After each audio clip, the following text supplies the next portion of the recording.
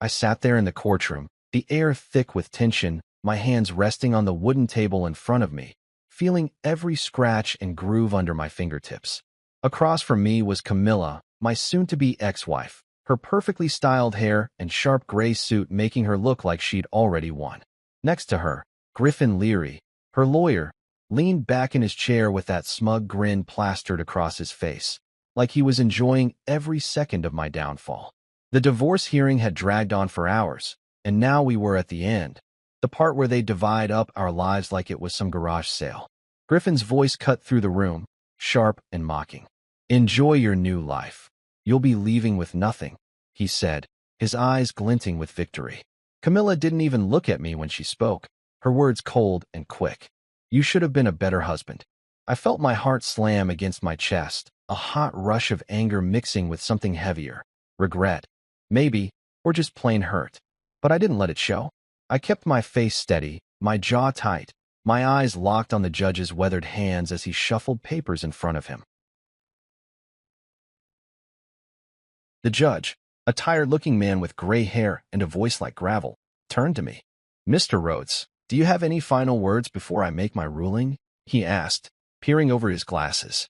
The room went quiet, and I could feel Camilla and Griffin watching me, waiting for me to crumble, to beg, to say something weak. But I didn't. Instead, I felt a small, strange calm settle over me, like the moment before a storm hits. I reached into my briefcase, my fingers brushing against the thick folder I'd spent months putting together. "Actually, yes," I said, my voice steady as I slid it across the table toward him. "I'd like to submit this as evidence." The judge raised an eyebrow, curious, and took it from me. Camilla's head snapped up, her eyes narrowing, but I didn't look at her, not yet. I wanted to see her face when the truth hit. The judge opened the folder, his fingers flipping through the pages one by one. I knew what he was seeing, every receipt, every email, every bank statement I dug up like buried treasure. My hands stayed clasped in front of me, but inside, my mind was racing. This wasn't just about the divorce anymore. This was about everything she'd taken from me, everything she thought I'd let her get away with. The silence stretched on, and I risked a glance at Camilla. Her smirk was gone. Her face had gone pale, like the blood had drained right out of her. Griffin shifted in his seat, his fingers tapping nervously on the table, his confidence cracking. "What is this?" he muttered under his breath, but I didn't answer. I didn't need to. The judge's eyes flicked up to me, then back to the papers, and I could tell he was starting to understand. I leaned back in my chair, letting the moment sink in. For months, I'd been the quiet one, the guy who didn't fight back, the husband who let her walk all over him. But not today. Today, I was the one with the upper hand, and it felt good, better than I'd expected. Camilla's voice broke the silence, sharp and shaky. "What did you do?" she hissed, leaning toward me, her eyes wide with something I hadn't seen in her before, fear. I didn't answer right away. I just smiled, a small, tight smile, and turned my attention back to the judge. He cleared his throat, setting the folder down, and looked at Camilla's side of the room. "Counselor, Ms. Rhodes," he said, his tone heavy, "we're going to need to discuss this further." My heart was still pounding, but now it wasn't anger driving it. It was satisfaction. I'd played my card, and the game was about to change. The courtroom buzzed with whispers as the judge called for a recess, and I watched Camilla and Griffin huddle together, their heads bent low, their voices sharp and fast. She shot me a look, half rage, half panic, and I met her gaze without flinching. 12 years of marriage, and it had come to this. Me with a folder full of her secrets, her with nothing but a lawyer who was starting to sweat. I didn't know what the judge would decide, not yet, but I knew one thing for sure. Camilla wasn't laughing anymore. And that was enough for now. I stood up as the bailiff motioned for us to leave the room, my folder still sitting on the judge's bench like a ticking bomb. This wasn't the end, not even close, but it was a start. A damn good one. I walked out of the courtroom, my step steady, my head high, feeling lighter than I had in years. Whatever came next, I was ready. I woke up that morning expecting the usual, coffee brewing in the kitchen, the soft hum of the house waking up, maybe a quiet hour to myself before the day started. The bedroom was still dark, the curtains drawn tight, and the clock on my nightstand blinked 6:45 in red digits. I rubbed my eyes, feeling the weight of another restless night, and swung my legs out of bed. Camilla was already up, which wasn't unusual. She'd always been the early riser, the one with energy I could never match. I shuffled into the kitchen, my bare feet cold against the tile, and saw her standing by the counter. She wasn't making coffee, though. She was holding a manila envelope, her fingers tapping against it absently, her eyes glued to her phone. "Morning," I mumbled, reaching for the coffee pot, but she didn't look up. Instead, she slid the envelope across the counter toward me, her voice casual, like she was telling me about the weather. "I've spoken to my lawyer," she said. "This should be simple." I froze, my hand hovering over the pot, the words sinking in slow and heavy. 12 years we'd been married, 12 years of me standing by her, building a life together, and this was how it ended? I picked up the envelope, my fingers fumbling with the clasp, and pulled out the papers inside. Divorce papers. Her signature was already there, neat and sharp, like she'd signed a business contract. My eyes scanned the pages, the legal words blurring together, but one thing stood out clear as day. I was getting nothing. No house, no money, no piece of the business I'd helped her build. Zero. I looked up at her, waiting for something, an explanation, an apology, anything. But she just kept scrolling on her phone, her face blank. "Camilla," I said, my voice rough, "what is this?" She finally glanced at me, her eyes cool and distant. "It's over," she said. "You knew this was coming." Did I? I stood there, the papers shaking in my hands, feeling like the floor had dropped out from under me. I don't know how long I stood there, staring at her, trying to make sense of it. She didn't even flinch, just went back to her phone like I wasn't there. I'd spent years supporting her, pouring myself into Rhodes Interiors, her design company. I wasn't the flashy one, sure. I didn't stand in front of clients or schmooze at parties, but I was the backbone. I'd handled the boring stuff, the admin work, the accounting, the endless emails and schedules. I'd stayed up late balancing her books when she was too tired, planned her events when she was too busy, all without a paycheck or a thank you. And now? Now she was tossing me out like I'd been some hired help she didn't need anymore. "After everything," I said, my voice low, "this is what I get." She sighed, setting her phone down, and looked at me like I was a kid who didn't get it. "You didn't keep up," she said. "I grew. You didn't." The words hit me like a punch, and I felt something inside me snap. Not loud, not dramatic, just a quiet break, like a string pulled too tight. I walked out of the kitchen, the papers still in my hand, and sat on the couch in the living room. The house was quiet, too quiet, and I could hear her moving around behind me, getting ready for her day like nothing had happened. I flipped through the pages again, reading every line, every cold, calculated detail. She wanted the house we'd bought together, the one I'd fixed up with my own hands, new paint, new floors, every leaky faucet replaced. She wanted the business, all of it, even though I'd been there from day one, back when it was just an idea scribbled on a napkin. No alimony, no equity, no nothing. Just a clean break for her, and a big, empty nothing for me. My chest tightened, and I clenched my jaw, trying to keep the anger from spilling out. I wanted to yell, to throw the papers in her face, to demand she explain how she could do this, but I didn't. I just sat there, breathing hard, letting it sink in. By the time she left for work, her heels clicking against the floor as she grabbed her bag and walked out, I was still on the couch. The door slammed shut, and the silence swallowed me whole. I looked around the room, the framed photos of us, the furniture we'd picked out together, the life we'd built, and it hit me. She'd planned this. She'd been steps ahead, plotting this casual goodbye while I was still playing the loyal husband. I dropped the papers on the coffee table and leaned back, staring at the ceiling.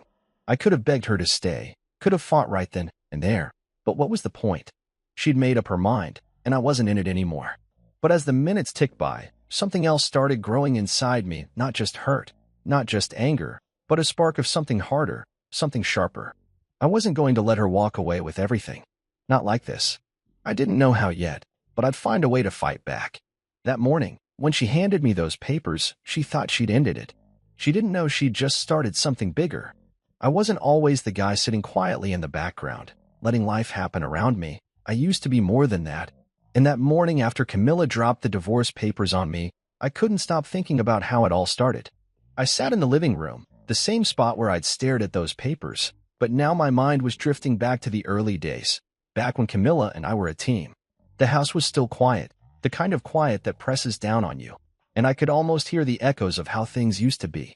I'd been her biggest cheerleader when she started Rhodes Interiors, back when it was just the two of us in a cramped apartment, her sketching designs on cheap graph paper while I built her first portfolio website from scratch. I wasn't a tech genius, but I figured it out. Hours of trial and error, late nights with bad coffee, just so she could show her work to the world. She'd smiled at me then, her eyes bright, saying, "We're going to make it big, you and me." I believed her. I believed in us. Those first years, I was everywhere she needed me to be. I'd cold call potential clients, my voice shaky but determined, setting up meetings for her to pitch her ideas. I'd shake hands at networking events, my tie crooked and my palms sweaty, while she worked the room like she was born for it. People started noticing her talent, her charm, and soon the clients rolled in. I was proud, even if I stayed in the shadows. I didn't mind being the quiet one. I liked building something with her. When she threw her first big business mixer, I was the guy behind the bar, pouring drinks, smiling at her guests, making sure everyone had a good time. No one remembered my name, but I didn't care. Camilla was shining, and that was enough. I built half of that business with her, even if my name wasn't on the logo. The website, the client lists, the late-night brainstorming sessions, it was ours, or so I thought. Now, sitting there with the divorce papers staring back at me, I realized how much I'd given and how little she'd ever given back.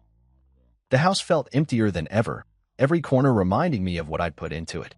I'd fixed the creaky stairs, painted the walls that soft blue she loved, spent weekends planting the garden she'd always wanted.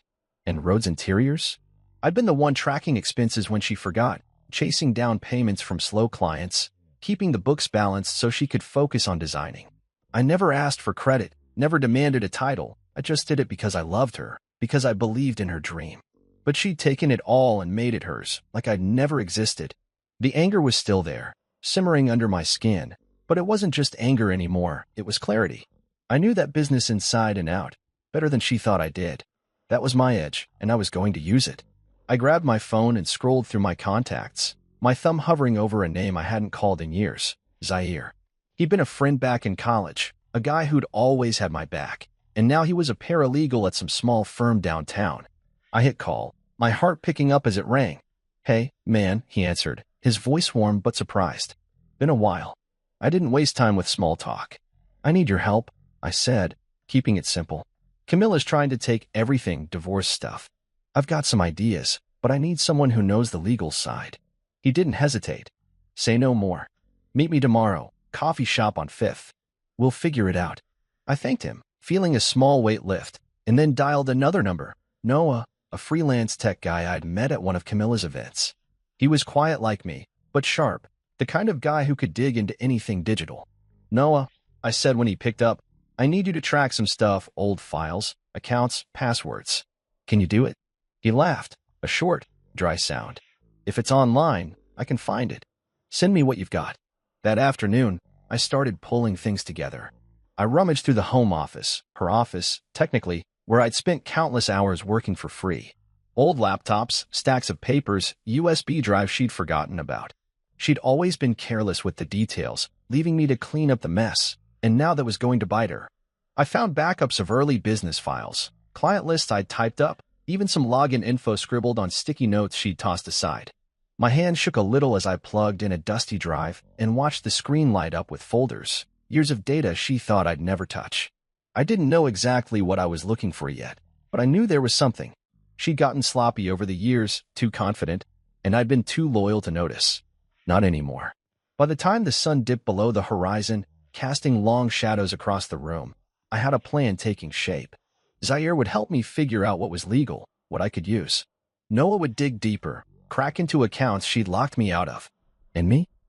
I'd piece it all together, every quiet contribution I'd made, every hour I'd spent building her empire. The house creaked around me, and I leaned back in the chair, staring at the ceiling. Camilla thought she'd left me with nothing, but she didn't know what I was capable of, not yet. I wasn't the silent husband anymore. I was the guy who'd built half her world, and I was about to remind her of that, one file at a time.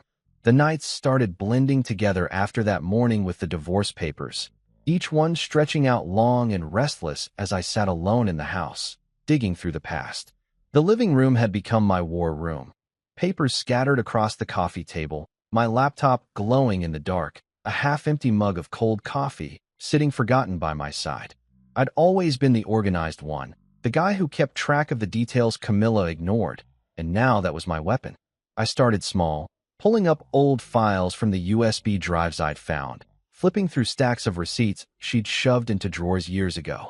At first, it was just a mess. Random numbers, scribbled notes, invoices that didn't add up. But the more I looked, the more I saw patterns she'd never bothered to hide. My eyes burned from the screen's glare, but I couldn't stop. Every click, every page, was another piece of the puzzle, and I was starting to see the whole ugly picture. Camilla had grown reckless over the years, too sure of herself, too convinced I'd never look twice at what she was doing. I found unfiled receipts, hundreds of them, tucked away in folders she hadn't touched since the early days of Rhodes Interiors. Little things at first, like payments to vendors that didn't exist, expenses listed twice on different dates. Then it got bigger, backdated invoices for projects that never happened, money shuffled to shell companies with names I didn't recognize. I leaned back on the couch, rubbing my face, trying to process it. She'd been moving cash around, hiding it, and I'd been too busy keeping her books straight to notice. My fingers hovered over the keyboard, hesitant, then I typed one of the company names into a search. Nothing came up, no website, no address, just a dead end. That's when I knew I was onto something real. I kept going, night after night, the house silent except for the soft hum of the laptop and the occasional creak of the floorboards. Noah had come through with some old passwords, stuff Camilla hadn't changed in years, and that opened the floodgates. Bank statements, emails, account logs I hadn't seen since I stopped handling the day-to-day admin. I found offshore transfers, small at first, then bigger, thousands of dollars slipping out of Rhodes Interiors into accounts I couldn't trace. My heart pounded as I copied everything onto a new drive, my hands steady even though my mind was racing. This wasn't just about her cheating me out of the divorce. This was fraud, maybe worse. I thought about all those early investors, the ones who'd believed in her, the ones she'd pushed out once the business took off. I'd met them, shaken their hands, promised them she'd do right by them. Had she screwed them over too? Then I found something that stopped me cold, payments to Elliot Reyes. I knew that name. He was her consultant, the guy she'd started mentioning a couple years back, always with a little smile I didn't like. I'd seen him at a gala once, tall, slick, too friendly with her, his hand lingering on her arm while I stood across the room pouring drinks. The payments started small, a few hundred here and there, labeled consulting fees, but they grew 5,000, 10,000, all funneled through Rhodes Interiors like it was legit. I stared at the screen, my jaw tight, feeling the sting of it hit me all over again. Not just her boyfriend, but her paid boyfriend, funded with money I'd helped her make. I wanted to smash something, to yell, to storm out and confront her right then, but I didn't. I took a deep breath, saved the file, and kept going. Anger wasn't enough anymore. I needed strategy. The folder I was building grew thicker every night, digital at first, then printed pages I stacked in a locked drawer. I cross-checked dates, matched payments to projects, dug into every corner of the business I could reach. I found more. Fake charitable write-offs, donations to groups that didn't exist, all logged as tax deductions. She'd siphoned hundreds of thousands over the years, pocketing it while I was balancing her spreadsheets, thinking I was helping us build a future. My hand shook as I printed the last batch, the printer whirring in the quiet house. I wasn't just fighting for my half of the divorce anymore. I was holding proof she'd broken laws, hurt people, lied to everyone. Justice wasn't a vague hope now. It was a real thing, sitting in that stack of paper. I met Zaire at the coffee shop the next day, sliding a few key pages across the table. He whistled low, flipping through them, his eyes sharp. "This is heavy," he said, glancing up at me. "You sure you want to go this far?" I nodded, my voice firm. "She doesn't get to walk away clean." He didn't argue, just told me to keep it quiet, keep it safe, and he'd help me figure out what was admissible. Noah called later, his voice tense. "I've got more account logs from 3 years back. You're not gonna like it."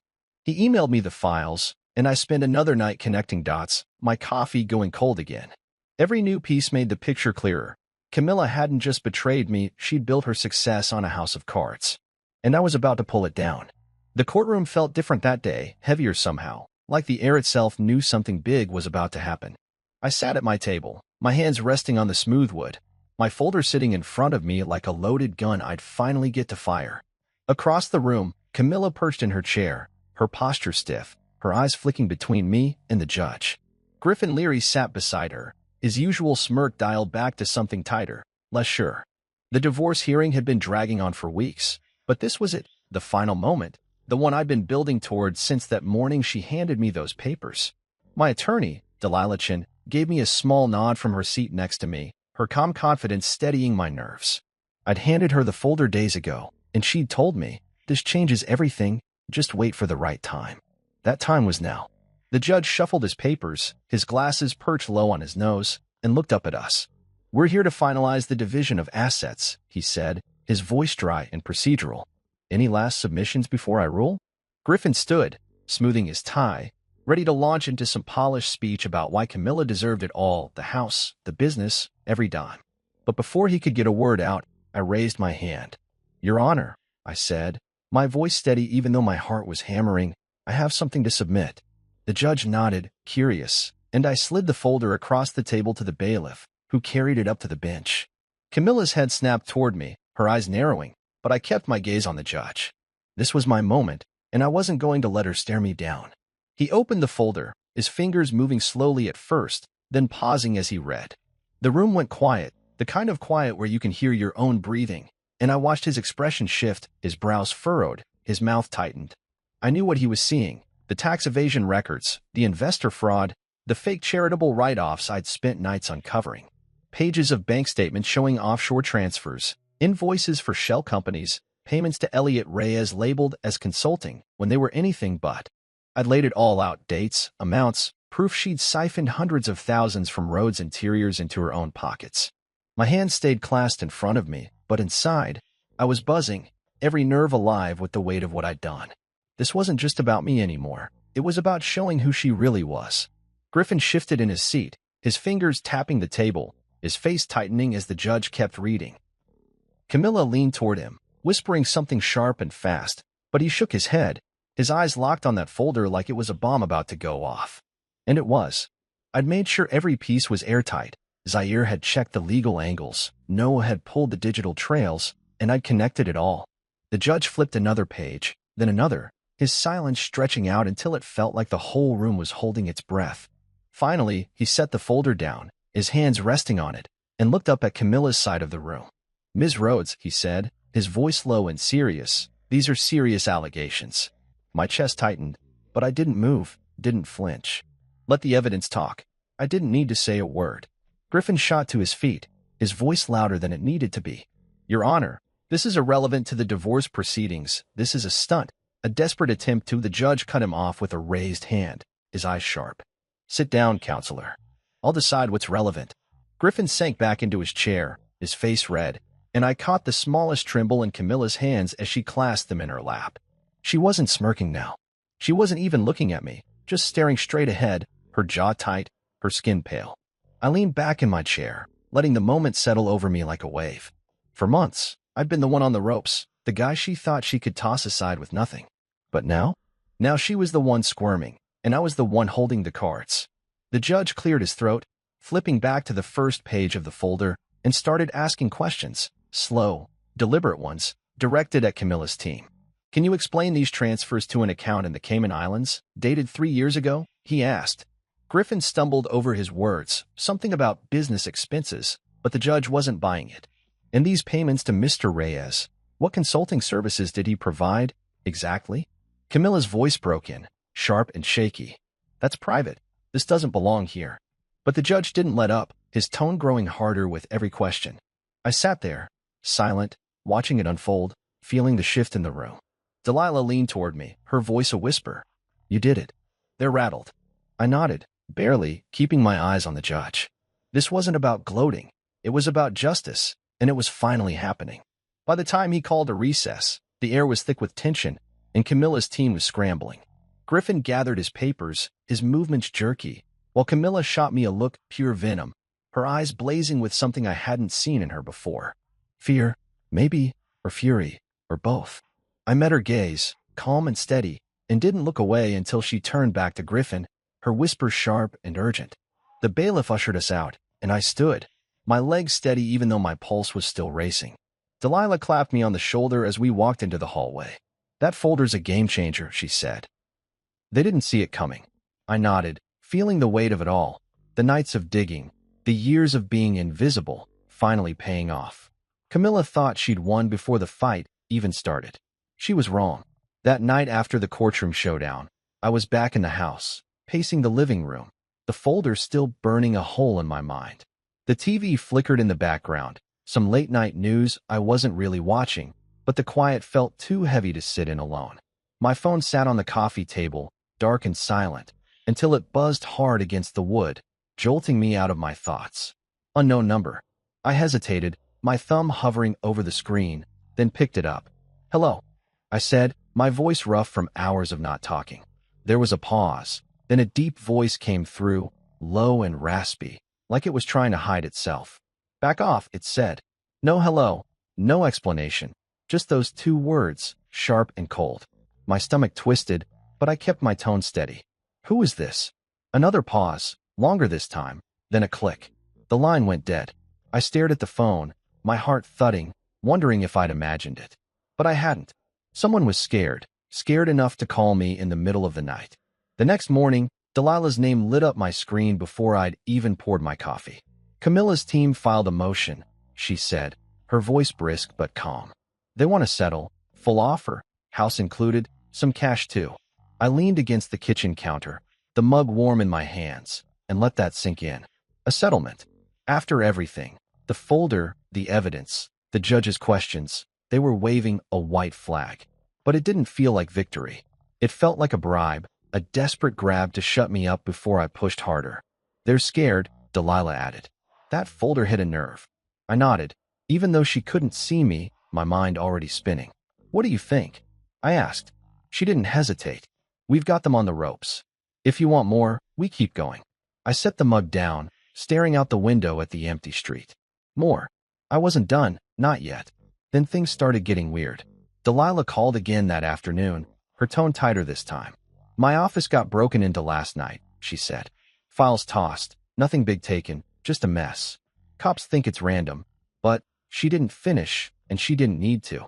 I felt a chill crawl up my spine. Random didn't fit. Not after that call, not after the settlement push. Later that day, I tried logging into my bank account. Froze solid, no explanation, just a "contact us" message blinking on the screen. I spent an hour on hold with the bank, my jaw tight, until they unfroze it, muttering something about a security flag. Coincidence? Maybe. But then Zaire texted me, his words short and clipped. "Guy in a black car followed me home. Be careful." My hands went cold as I read it, the pieces clicking together too fast. Camilla wasn't just rattled. She was panicking, and someone was acting on it. I sat on the couch that night, the house dark except for the glow of my laptop, trying to make sense of it all. The folder had cracked something open, something bigger than I'd expected, and now the pushback was real: phone calls, break-ins, frozen accounts. I wasn't scared, not exactly, but I was alert, every creak of the house making me glance toward the windows.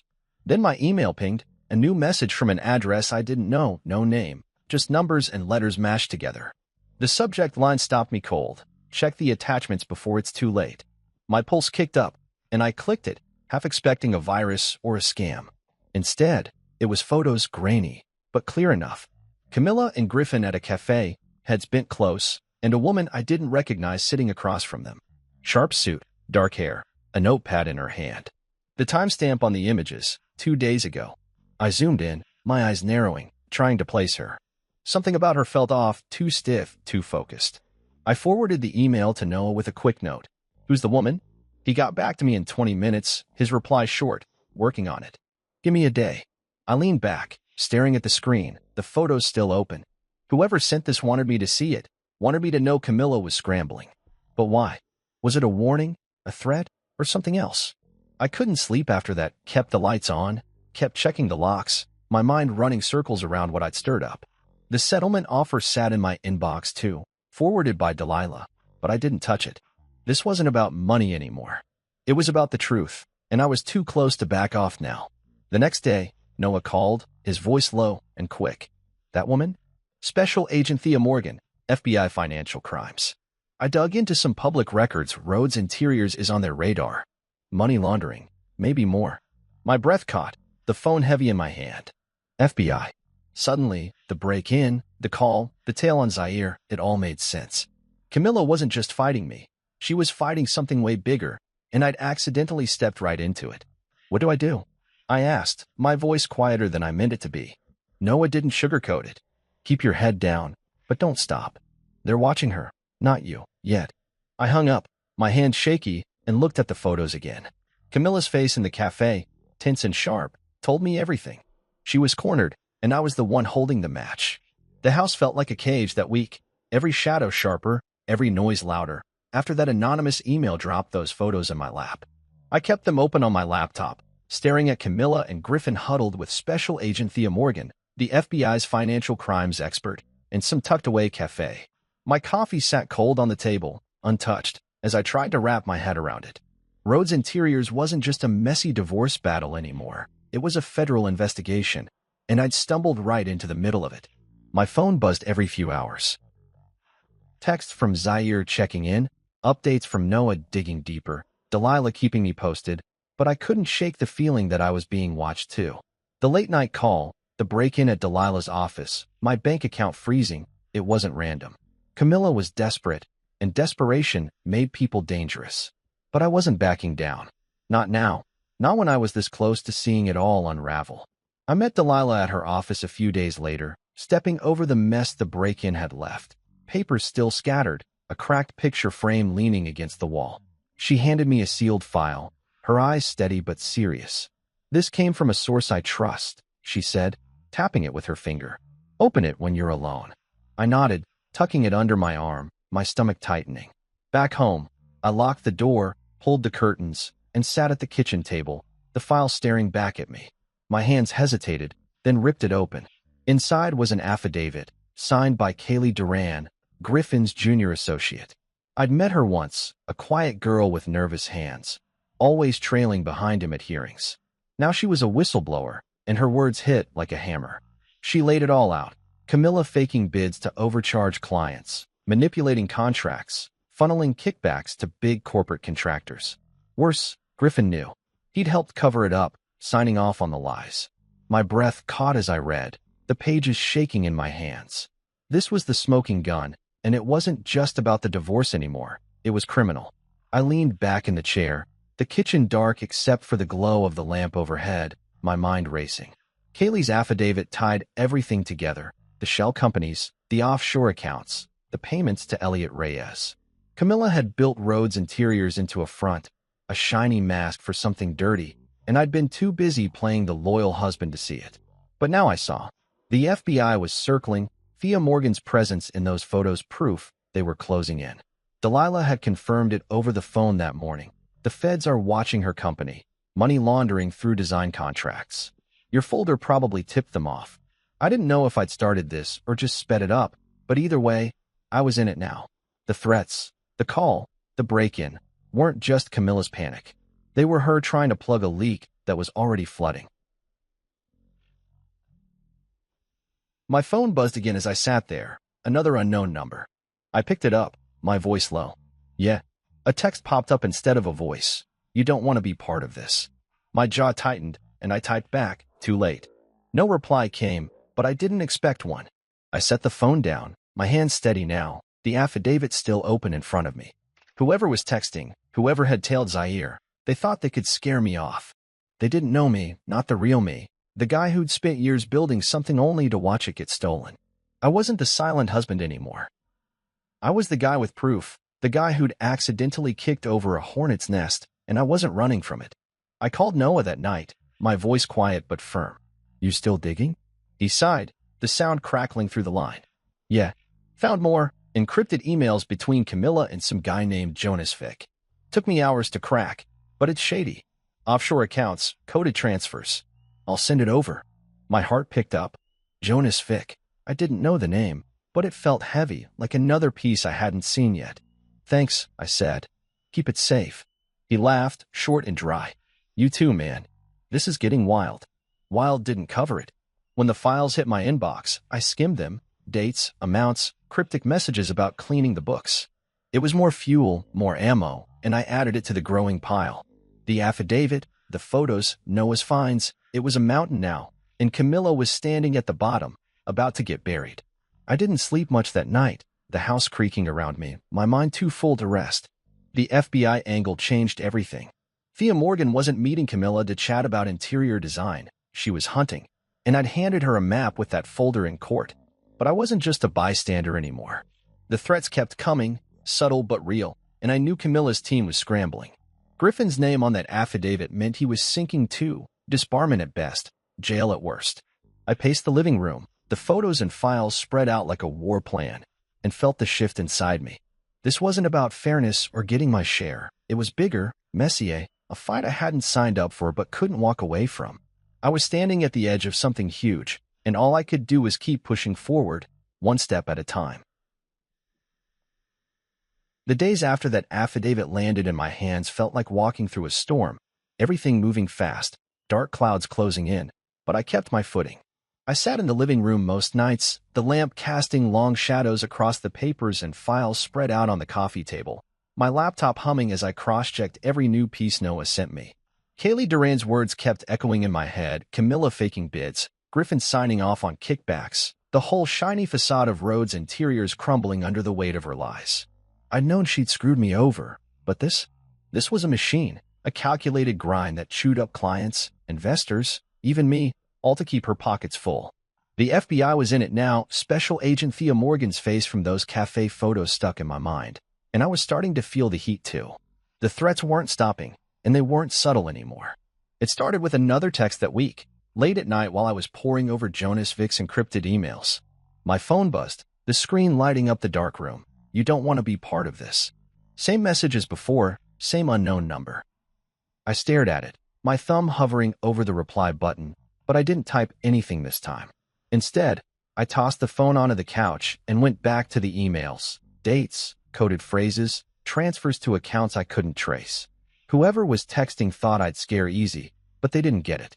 I was already in too deep, and every new threat just made me dig harder. The next morning, Zaire called, his voice tight. That black car was back last night, parked across my street for an hour. I'm fine, but this ain't random. My stomach twisted, but I kept my tone calm. Lay low, I told him. We're close. He grunted agreement, and I hung up, feeling the weight settle heavier on my shoulders. Delilah met me at a diner that afternoon, her eyes scanning the room before she slid into the booth across from me. She looked tired, the break-in still nagging at her, but her voice was steady. Kaylee's affidavit's gold, she said, keeping it low. The FBI's got it now, confirmed through a contact. They're building a case, and your folder gave them the push. I nodded, sipping my coffee, the bitter taste grounding me. What about the settlement? I asked. She smirked, just a little. Still on the table, but it's a panic move. Camilla's team knows the feds are sniffing around. They're hoping you'll take it and disappear. I set the mug down, my hands steady. Not happening, I said. This isn't about money anymore. She didn't argue, just gave me a look that said she'd known that all along. Back home, I kept working, the house quiet except for the rustle of papers and the occasional ping of my email. Noah's latest batch had more on Jonas Vic, some shady financial fixer with a trail of shell corporations stretching overseas. The emails tied him to Camilla, vague but damning, hints of cleaning up and moving assets. I added it to the pile, my mind racing.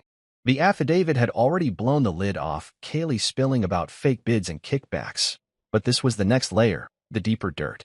Griffin was in it too, his name popping up in the emails, and I could almost picture him sweating, his smug grin long gone.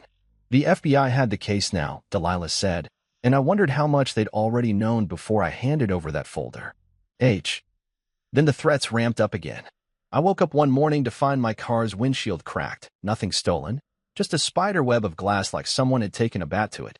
No note, no witnesses, but I knew. I called Delilah, my voice low as I stood in the driveway staring at the damage. They're not stopping, I said. She didn't sugarcoat it.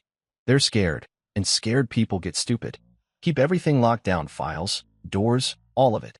I nodded to myself, the cold air biting at my hands, and went back inside. That night, another text, last chance. I didn't reply, just screenshot it and sent it to Delilah and Noah. My hands didn't shake anymore. Anger had turned into something colder, something focused. They could smash my car, tell my friends, send their cryptic messages, but I wasn't the one running out of moves. I met Zaire the next day at a park, away from prying eyes, the wind rustling the trees around us. He handed me a USB drive, his face tense. More account logs Noah pulled, stuff from 2 years back. Matches Kaylee's story. I took it, slipping it into my pocket. "You okay?" I asked. He shrugged, but his eyes darted to the parking lot. "I'll live. Just don't like the shadows." I clapped his shoulder, grateful, and headed home to plug it in. The logs were a goldmine, transactions mirroring the affidavit, payments to contractors who'd never worked a day, all signed off by Camilla and Griffin. It was airtight, and I knew the feds would eat it up. But I wasn't done.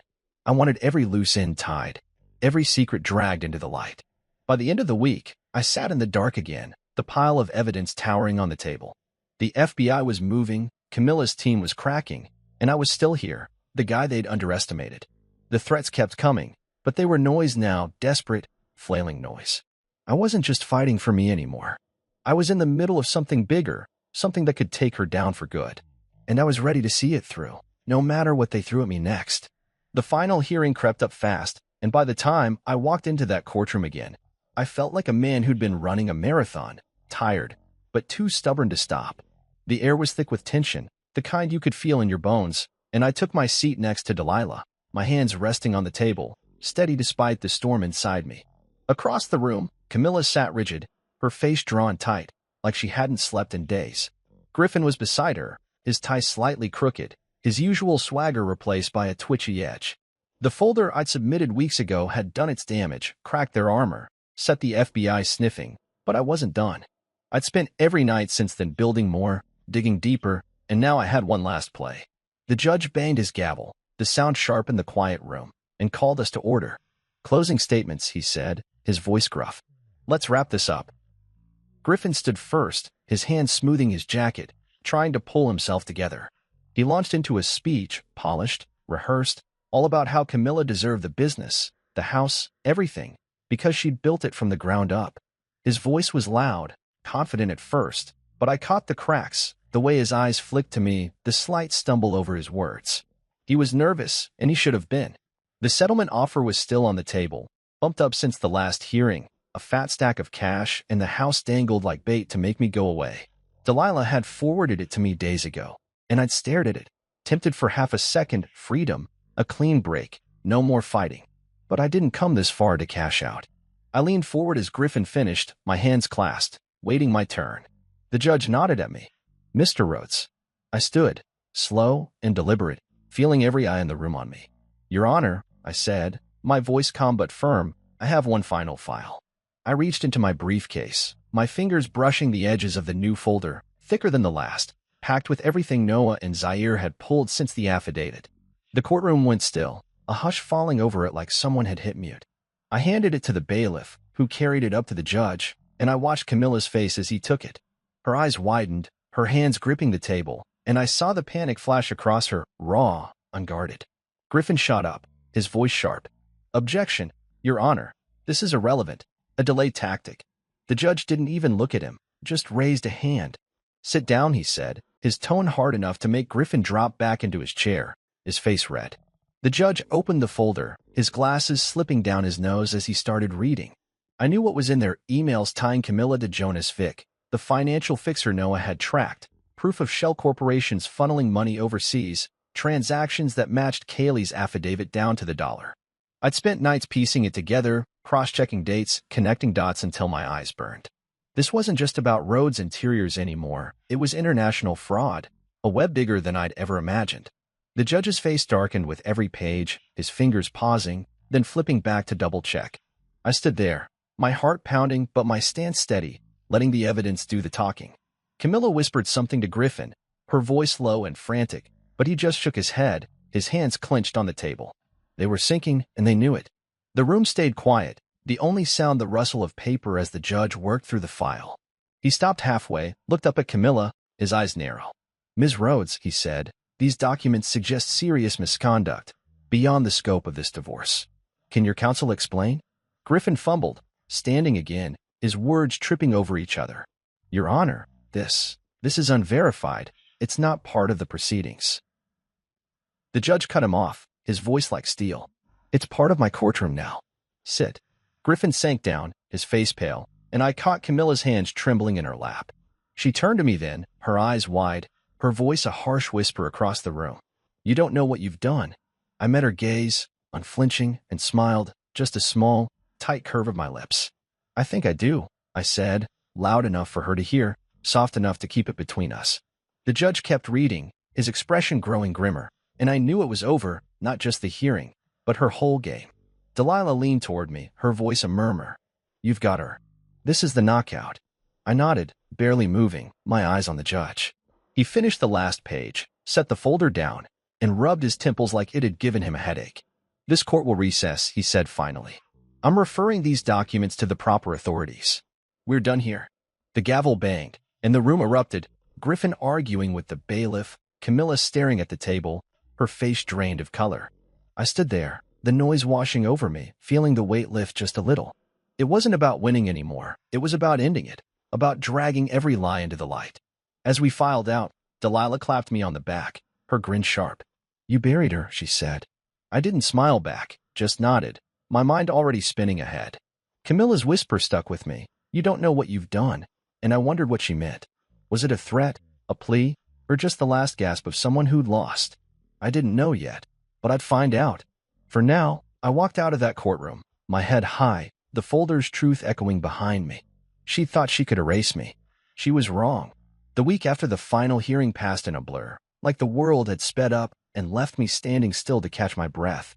Camilla's arrest hit the news 7 days later, handcuffs, a grim-faced mugshot. Rhodes Interiors splashed across headlines as suspected front for money laundering and fraud. I saw it on my phone, sitting in the kitchen with a cup of coffee, the steam curling up in the quiet morning light.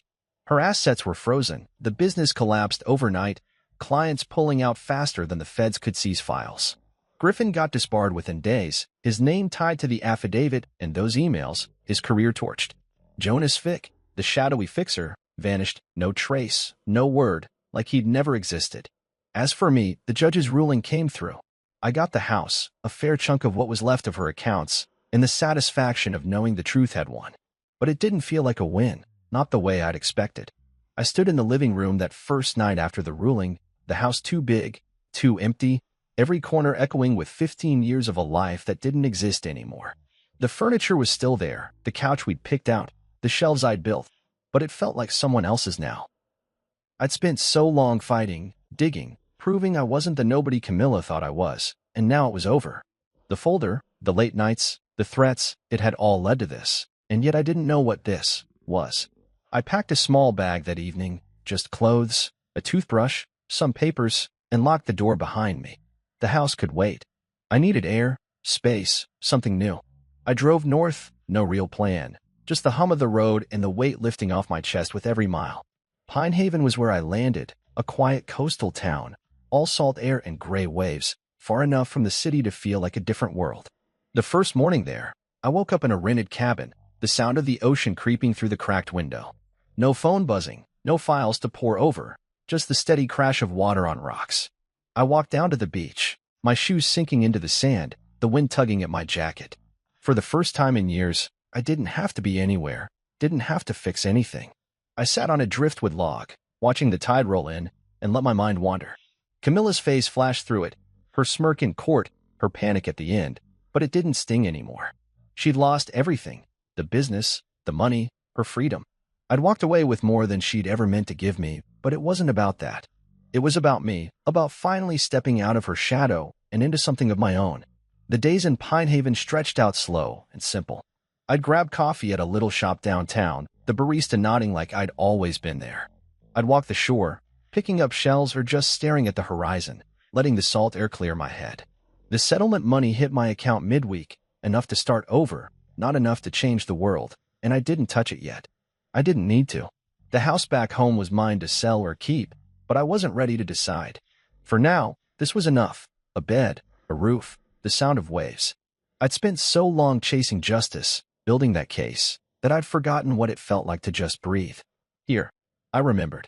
One night, I sat on the cabin's porch with a beer, the sky dark and dotted with stars. My phone sat inside, off since I'd arrived, and I didn't miss it. Zaire had texted before I left. You good? And I'd said, yeah. Meaning it. Delilah called too, her voice sharp with pride. You took her down. You know that? I'd smiled, tired but real. We did, I'd said, because it wasn't just me, Zaire, Noah, her, even Kaylee, they'd all had a hand in it. But now they were back there, and I was here, alone in a way that didn't feel lonely. I tipped the bottle back, the cold fizz hitting my throat, and thought about the last 15 years. I'd been her shadow, quiet, steady, invisible, pouring myself into her dreams until mine faded. Now they were gone, reduced to evidence in a courtroom, and I was still standing. The next day, I walked into town, the streets quiet except for a few locals nodding hello. I stopped at a hardware store, bought a cheap fishing rod on impulse, figuring I'd try something new. Back at the beach, I cast the line out, the waves swallowing it, and waited. Nothing bit, but I didn't care. It wasn't about the fish. It was about the doing, the being, the space to figure out who I was without her. The sun dipped low, painting the water gold, and I reeled in the line, my hands steady.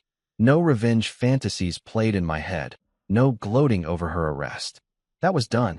This was mine, my time, my choice, my life. By the end of the week, I knew I'd stay in Pine Haven a while longer.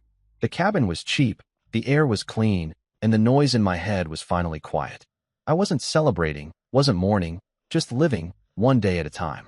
I'd been her husband, her backbone, her ghost, but now I was just me. And for the first time in years, that was enough.